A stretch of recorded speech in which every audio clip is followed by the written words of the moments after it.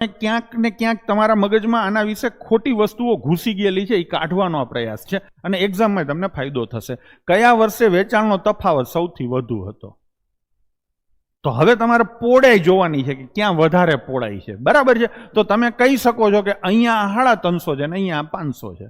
નથી ખબર પડતી, તમને એમ લાગે કે સાહેબ બધામાં તફાવત સરખો છે, તો બાદ બાકી કરી લેવાની. પણ જ્યાં અહીંયા સીધું દેખાતું હતું તફાવત ઓછો છે, એટલે આ જવાબ આવી ગયો. આમાં તમને ખબર છે કે 2023 તો નહીં જ આવે. બરાબર છે? આ તફાવત તમે લખશો બાળકો કેટલો લખશો? 150.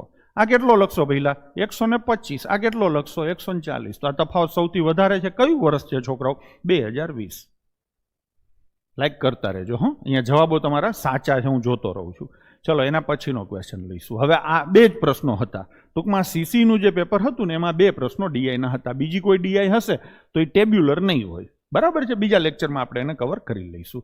હવે આ એચ ટાટનું પેપર છે 2025નું, એની ડીઆઈ છે. આમાં પણ 2-3 પ્રશ્નો હતા. ચલો શું છે તો કે 2024 અને 25માં 5 નહીં 6 સિટી છે, ABCDEF. એમાં પડેલા વરસાદની વિગત આપેલી છે. વરસાદ શેમાં છે? મિલીમીટરમાં. ડન છે? ચલો પેલો ક્વેશ્ચન લઈશું. 24 અને 25 દરમિયાન વરસાદને ધ્યાને લેતા કયા શહેરમાં સૌથી વધુ વરસાદ પડેલો છે? હું તમને એવી સલાહ આપું છું કે ટ્રાય કરો, સરવાળા જ કરવાના છે ને, કેનો સરવાળો મોટો થાય એ જ જવાબ આવશે. તમે આમ ખાલી દૂરથી રહીને જુઓ કે આમાં કયા આંકડાઓ તમને મોટા લાગે. સીધું દેખાય છે સી.